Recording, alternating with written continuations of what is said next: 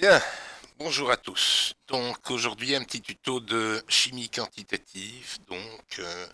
Ce tuto s'adresse à des élèves de quatrième année et il concerne donc le chapitre de chimie quantitative qui se trouve sur mon site web. Le document chimie 4 version 2019. C'est la première leçon sur le sujet.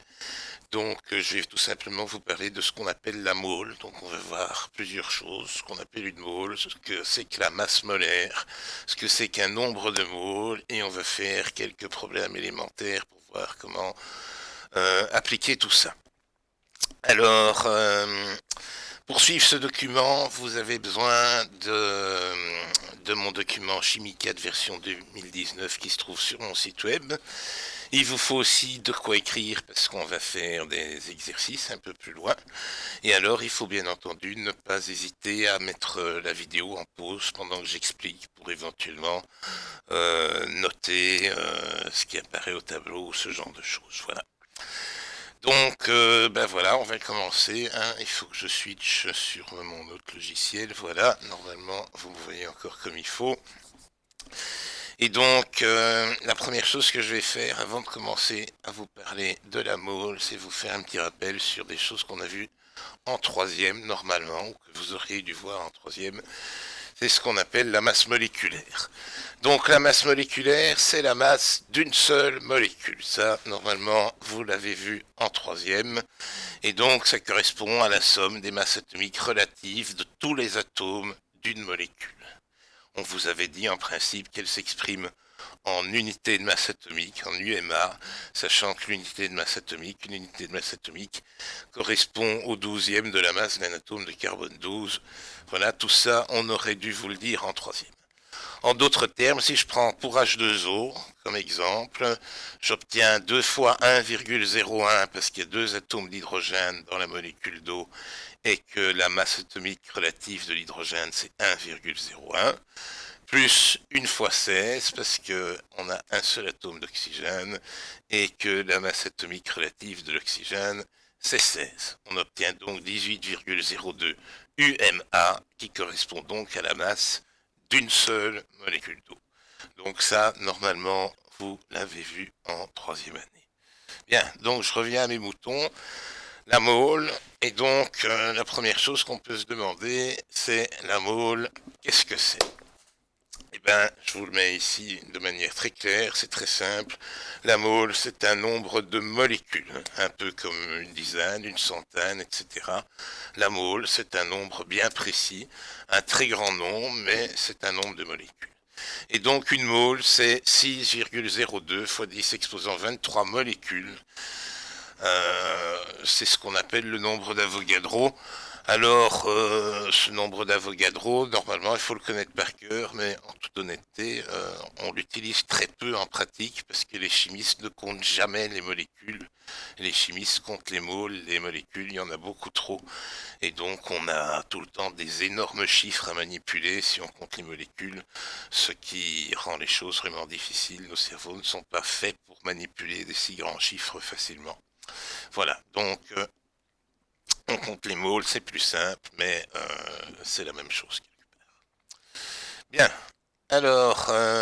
oui, pourquoi 6,02 fois 10 exposant 23? Alors, Avogadro, c'est un chimiste italien du début du 19e siècle, première moitié du 19e siècle, voilà. Et, et donc, pourquoi 6,02 fois 10 exposant 23? Eh bien, en fait, il y a une bonne raison. Tout simplement, c'est la suivante. On va tout à l'heure parler de masse molaire.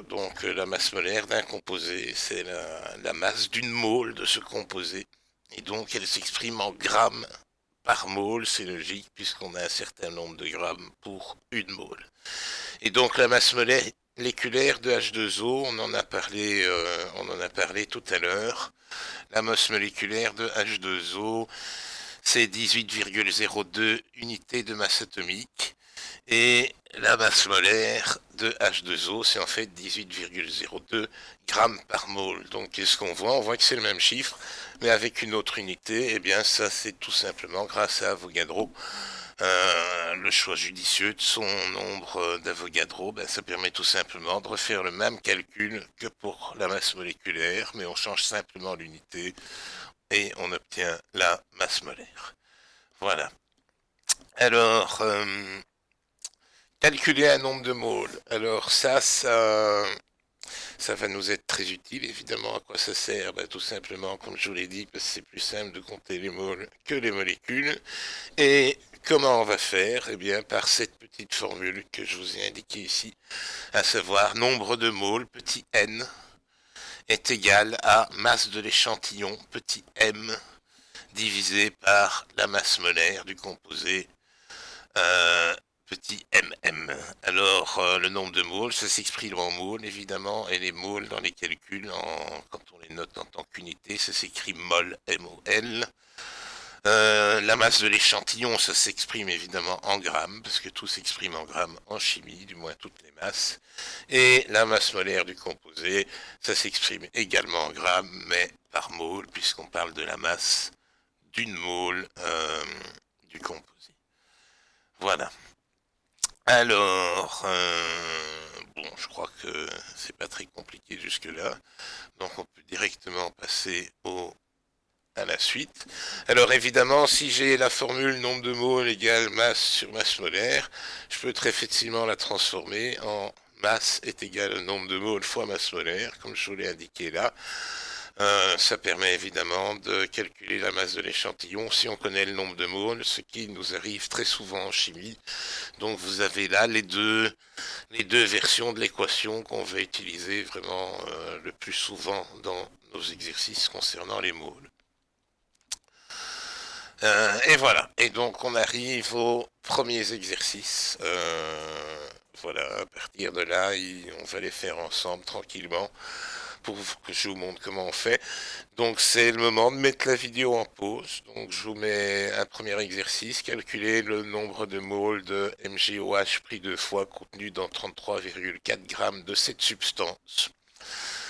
Donc voilà, vous allez essayer de le faire tout seul comme des grands et vous allez mettre la vidéo en pause pendant ce temps-là.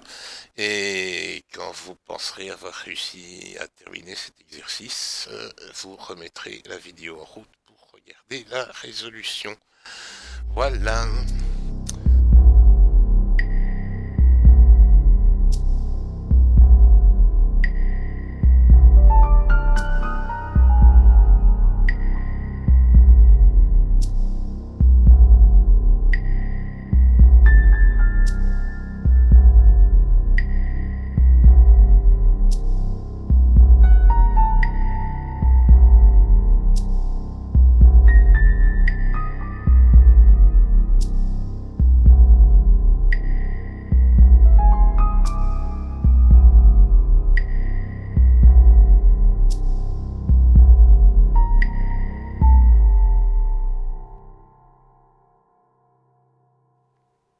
Bon, eh bien, on va résoudre cet exercice. Donc, quand on a affaire à un exercice, à un problème, que ce soit en maths, en physique, en chimie, en tout ce que vous voulez, la première chose, c'est évidemment de bien lire la question, de bien savoir ce qu'on nous demande, ce qu'on nous donne, où on veut en venir. Souvent, on n'arrive pas à faire les choses parce qu'on lit mal la question, alors qu'ici, on a une question très simple, donc logiquement, ça devrait aller. Donc, qu'est-ce qu'on nous demande? On nous demande d'abord un nombre de moles. Ça, c'est la question qu'on nous pose. Qu'est-ce qu'on nous donne? On nous donne une masse d'échantillon petit m, à savoir 33,4 grammes de la substance. Et qu'est-ce qu'on me donne également? On me donne une formule chimique, à savoir celle de l'hydroxyde de magnésium, MgOH pris deux fois. Et donc, bon, ben voilà, j'ai une formule chimique. Mais quelque part, pour un chimiste, quand il a une formule chimique, il sait qu'il a une masse molaire, puisqu'il sait évidemment la calculer directement à partir de la formule chimique. C'est la première chose qu'on va faire, parce qu'on aura besoin de cette masse molaire pour la suite de l'exercice. Alors, je vais vous afficher le tableau périodique un petit instant. Si j'y arrive, voilà, le tableau périodique, boum. Voilà, logiquement, là, vous l'avez à l'écran. Donc, dans MgOH pris deux fois, on a du magnésium. Et donc, le magnésium, il est ici. On voit que sa masse molaire, c'est, dans ce tableau périodique-là, 24,305 UMA. Du moins sa masse atomique relative. Donc, on va dire qu'on va arrondir à 24,31 UMA. Et on va utiliser ça dans notre calcul. Voilà. On a aussi de l'oxygène. L'oxygène, je vous rappelle qu'il est ici, sa masse 15,999, donc on va dire 16. Et on a de l'hydrogène, dont la masse est ici, vous voyez, 1,0079, on va dire 1,01. Vous pouvez retrouver tous ces chiffres dans votre propre tableau périodique. Voilà, donc on n'a plus besoin du tableau périodique. Je vais continuer sur le tableau. Voilà, donc ici, qu'est-ce que j'ai? J'ai la masse molaire de MgOH pris deux fois. C'est quoi? C'est 24,31. On a un seul atome de magnésium, donc une fois 24,31. Tout ce qui est dans la parenthèse est pris deux fois, donc j'ai deux atomes d'oxygène, 2 fois 16 pour l'oxygène, et j'ai deux atomes d'hydrogène, donc plus 2 fois 1,01 pour l'hydrogène. Voilà. Alors, on va calculer tout ça. Donc, voilà. Faut que je m'y retrouve. Donc, on a 24,31 plus 2 fois, on va résumer tout de suite, ça fait 17,01. Paf, ça fait 58,33 grammes par mole. Donc, j'enlève la calculatrice, voilà. Ça fait 58,33 grammes par mole. Voilà, dès lors maintenant, j'ai plus qu'à calculer mon nombre de moles, puisque j'ai toutes mes données. Je vous rappelle que la formule, c'est nombre de moles est égal à masse de l'échantillon sur masse molaire. Je suis obligé de faire les divisions comme ça, parce que c'est la seule chose qui se tape facilement sur ce logiciel. Il faudra donc vous y accoutumer. Donc ça fait ici nombre de moles qui est égal à la masse de l'échantillon 33,4 divisé par la masse molaire 58,33. Voilà, je vais reprendre la calculatrice une seconde. Paf. Donc 33,4 divisé par 58,33. J'obtiens 0,57, on va dire 0,573 même, 1 gramme par mole. Donc, qu'est-ce que je raconte? 0,573 mol. Voilà. Donc, vous voyez, c'est pas tellement difficile de calculer un nombre de moles. C'est même assez élémentaire. Voilà, on va passer à l'exercice suivant. Donc, le voilà, c'est exactement le même genre. Il suffit de faire de la même façon. Donc, je vous laisse à nouveau faire par vous-même en mettant la vidéo en pause. Voilà, ce coup-ci, vous devriez y arriver plus facilement.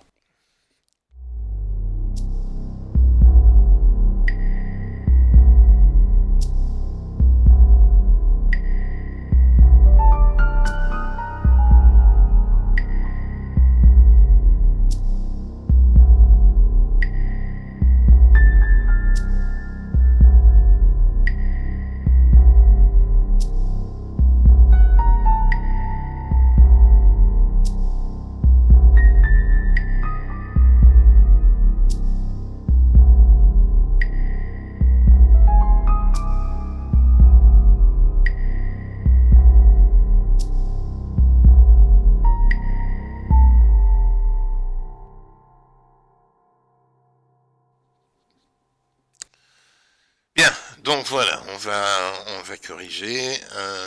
Donc même chose, et on va regarder ce qu'on a et ce qu'on nous donne. Donc, est-ce qu'on nous demande? D'abord, on me demande un nombre de moles. On me donne une masse d'échantillon. Donc, petit m égale 11,5 grammes. Et on me donne une formule chimique, donc indirectement une, une, euh, une masse molaire que je vais calculer donc directement. Masse molaire de HNO3. Donc dans HNO3, on a un atome d'hydrogène, il n'a pas changé de masse depuis tout à l'heure, c'était 1,01 la masse de l'hydrogène. On a un atome d'azote, alors vous pouvez vérifier sur votre tableau périodique directement ce que vous aurez fait si vous avez fait l'exercice comme je vous l'ai dit. L'atome d'azote, c'est donc 14,01 unités de masse atomique. Et on a 3 atomes d'oxygène, donc plus 3 fois 16, parce que je vous rappelle que la masse de l'oxygène, c'était 16, et donc j'obtiens, on va le calculer avec les calculatrices directement, j'obtiens donc 48, c'est 3 fois 16, plus 15,02, paf, ça fait 63,02 grammes par mole. Donc je vais... pas grammes par... oui, si, grammes par mole. 63,02 grammes par mole. Voilà. Donc j'ai la masse molaire, j'ai ma masse d'échantillon, j'ai plus qu'à calculer mon nombre de moles. Donc mon nombre de moles, c'est égal à, comme tout à l'heure, la masse de l'échantillon 11,5 divisé par la masse molaire 63,02 ici. Voilà. Et donc, à la calculatrice, ça nous donne 11,5 divisé par 63,02, 0,182 moles.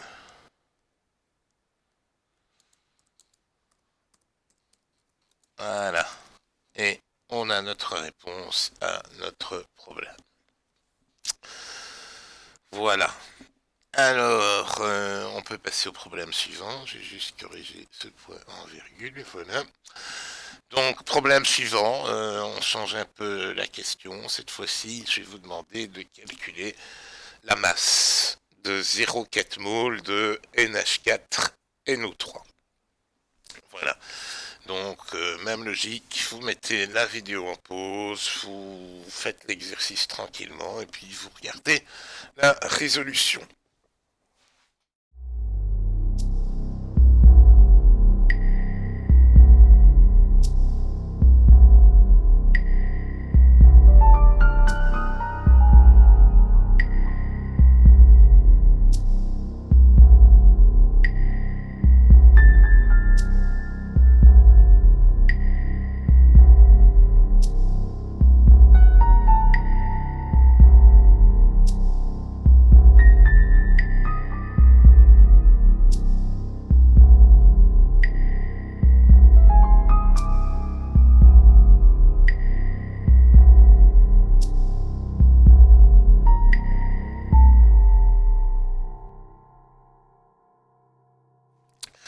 Donc, voilà, c'est parti, on y va. Donc ce coup-ci, la question est différente. Ce qu'on me demande, c'est une masse d'échantillon. Ce qu'on me donne, c'est le nombre de moles dans mon échantillon, donc 0,4 mol. Et de nouveau, on me donne une formule chimique et donc indirectement une masse molaire. Donc ma formule chimique, c'est NH4NO3. Voilà. Je vais noter comme il faut un petit instant. Paf. Et donc la masse molaire de NH4NO3, on va la calculer directement. Cette fois-ci, on a 2 atomes d'azote, donc cette fois c'est 2 fois 14,01. On a 4 atomes d'hydrogène, donc 4 fois 1,01. Et on a 3 atomes d'oxygène, donc 3 fois 16, comme ceci. Donc à la calculatrice, ça nous donne donc 28,02 plus 4,04 plus 48, ça fait 80,06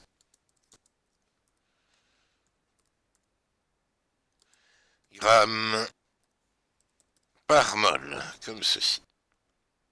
Voilà. Bien, donc on a la masse molaire, on n'a plus qu'à calculer notre nombre de moles. Donc je vous rappelle que si on a nombre de moles, c'est masse sur masse molaire, mais on a masse qui est égale à nombre de moles fois masse molaire. Donc ici c'est très simple, on a 0,4 fois 80,06, ce qui nous donne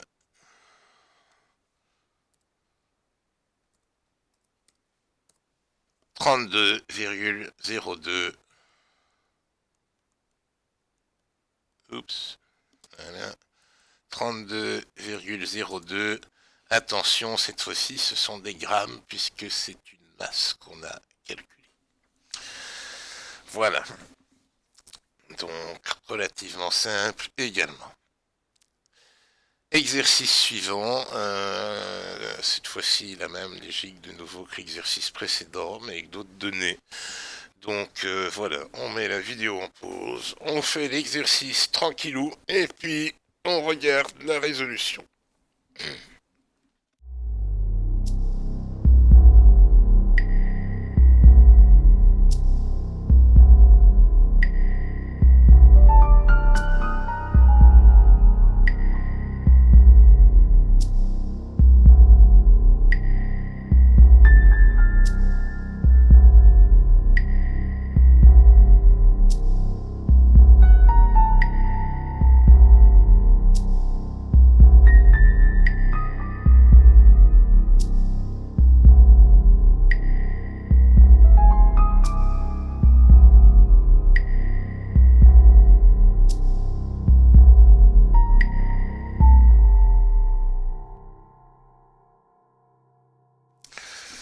Donc voilà, résolution. Donc, cette fois-ci, notre nombre de moles, c'est 3,2 moles. Ce qu'on me demande, c'est toujours, comme un exercice précédent, une masse. On me donne la formule chimique Mg3PO4 pris 2 fois, donc ici, donc je vais calculer la masse molaire immédiatement. Donc on a 3 fois le magnésium cette fois-ci. Il n'a pas changé de masse depuis le premier exercice, c'est toujours 24,31. On a 2 fois tout ce qui est dans la parenthèse. Dans la parenthèse, j'ai 2 atomes de phosphore. Donc j'ai 1 par parenthèse et j'ai 2 fois la parenthèse. Ça fait 2 phosphores. Donc sur votre tableau périodique, vous voyez que le phosphore, c'est c'est 30,97 unités de masse atomique. Donc plus 2 fois 30,97. Et enfin, j'ai 4 oxygènes dans la parenthèse et j'ai 2 fois la parenthèse. Donc ça fait 8 oxygènes. Donc 8 fois 16 comme ceci. À la machine, ça nous donne 3 fois 24,31 plus 2 fois 30,97 plus 8 fois 16, on obtient 262,87.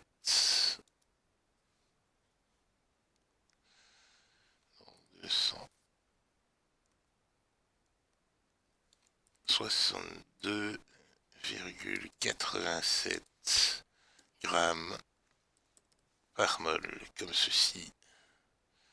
Voilà.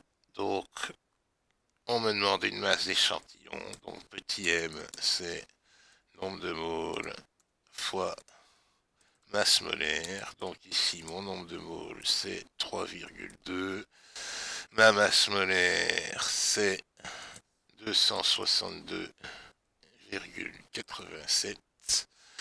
Et ça me donne donc... Ouais, si ma machine est calculée, je l'ai éteinte.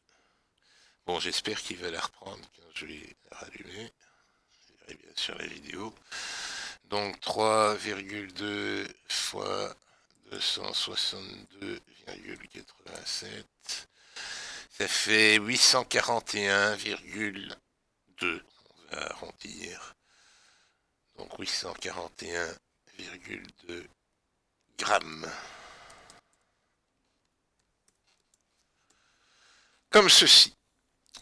Voilà, c'était le dernier exercice de la page, donc voilà, je vous conseille de les refaire. Donc si vous avez vu le tuto aujourd'hui, que vous l'avez fait aujourd'hui, ben refaites ces exercices par exemple demain, sans regarder la réponse avant, sans regarder le tuto avant, et si vous savez les faire, c'est que vous avez assimilé la matière et que vous saurez les faire à l'interro également. Voilà, ça clôture ce petit tuto. Je vous souhaite une bonne journée à tous. Prenez soin de vous parce que, voilà. Allez,